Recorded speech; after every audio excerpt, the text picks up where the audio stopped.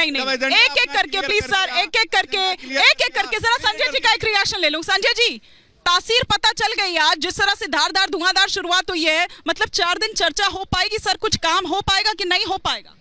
नहीं, देश को तो बहुत पहले मालूम पड़ गया था, 2014 में मालूम हो गया था, 4 साल के कार्यकाल के बाद ही कि क्या होने वाला है।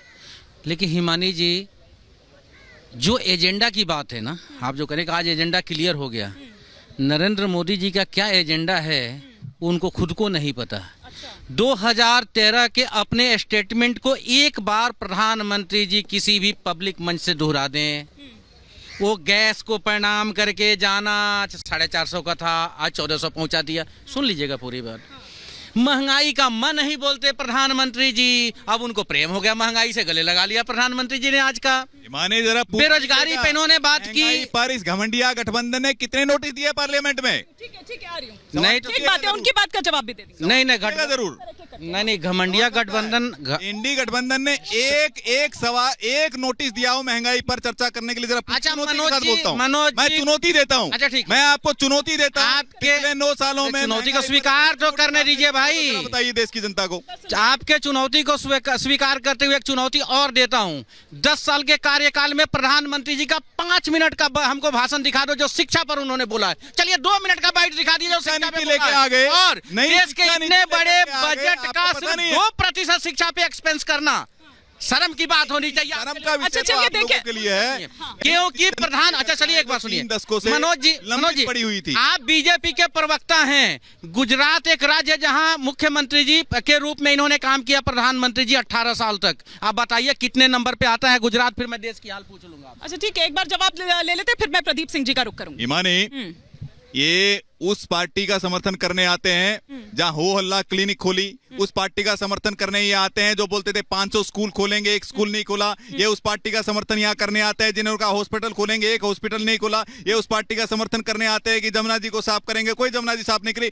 झूठ बोलना, भ्रम फैलाना, नोटंकी करना, ये इनकी पार्टी का एजेंडा है। मैं पूछना चाहता हूँ जो शीश महल बनाने वाले लोग हैं वो जरा बताइए, दोनों एक साथ बोलेंगे तो नहीं चल पाएगा। दोनों एक साथ बोलेंगे सर, दिल्ली में कितने स्कूल खोले? अगर दोनों एक साथ आप बोलेंगे तो नहीं चल पाएगा। आपको नहीं चल स्कूल का नाम बताइए, सर एक सेकेंड, एक हॉस्पिटल का नाम बताइए। मैं चुनौती देता हूँ आपको। मैं यहाँ पर एक सेकेंड सर, इस तरह से नहीं चल पाएगा। मुझे इस तरह से नहीं चल पाएगा मनोज जी। प्रदीप जी आपसे मैं जरा जानना चाह रही हूँ। अच्छा जरा यहाँ पर सुनते हैं, कुछ रिएक्शन जरा सामने आ रहे हैं। पहले एक बार जरा रिएक्शन सुन लेते हैं, फिर मैं प्रदीप सिंह जी का रुख करूंगी। इंसानियत का नंगा नाच हुआ। एक उस वक्त जब इस ऐवान में टाडा पोटा का काला कानून बनाया गया, यूएपीए का कानून बनाया गया, आफ्सपा का कानून बनाया गया जिसको 1 साल के लिए बनाया गया था। 58 में हम 2023 में आ गए।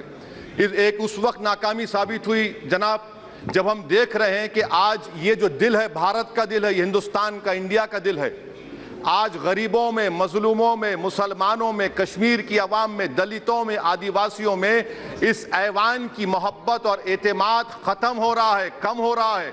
इसीलिए जनता सड़कों पर आकर एहतजाज कर रही है, क्योंकि उनको लग रहा है कि ये इमारत बन चुकी है, हमारा दिल नहीं है। चाहे CAA का प्रोटेस्ट हो, चाहे किसानों का प्रोटेस्ट हो, चाहे शेड्यूल कास्ट के रिजर्वेशन का मसला हो। इसीलिए मैं आपके जरिए हम तमाम को मुतनब्बे करना चाह रहा हूं कि अगर हम रोडों पर इंसाफ करना जनता को अलाउ करेंगे, इस ऐवान को दिल नहीं रखेंगे, तो याद रखिए ये हमारी पार्लियामानी जमहूरियत के लिए बड़ा नुकसानदेह साबित होगा। और नुकसानदेह इसलिए भी होगा कि क्या हमको अपने ख्वाब गफलत से, अपनी जिम्मेदारियों से निभाने के लिए क्या भगत सिंह को आके बैठना पड़ेगा ऊपर कि देखो तुमने 75 साल में कैसा कानून बनाया और किसको कहां तक पहुंचा दिया। स्पीकर जनाब, इसीलिए मैं कह रहा हूं कि हम तमाम को अपनी जिम्मेदारियों को निभाना पड़ेगा। ये इमारतें ईंट से बनी हुई जरूर हैं, मगर ये इस इमारत में दिल है। इस इमारत को दिल के तौर पर बरकरार रखना पड़ेगा। स्पीकर सर, एक और मिसाल दे रहा हूं जहां पर इस ऐवान की नाकामी है। सर, अब तक लोकसभा के कितने 899 मेंबर कामयाब हुए। अब बताइए सर, पार्लियामेंट्री जमहूरियत में, शराकतदारी की जमहूरियत है, रिप्रेजेंटेटिव फॉर्म ऑफ डेमोक्रेसी में 8,999 में कितने मुसलमान कामयाब हुए? कितने सर? 520।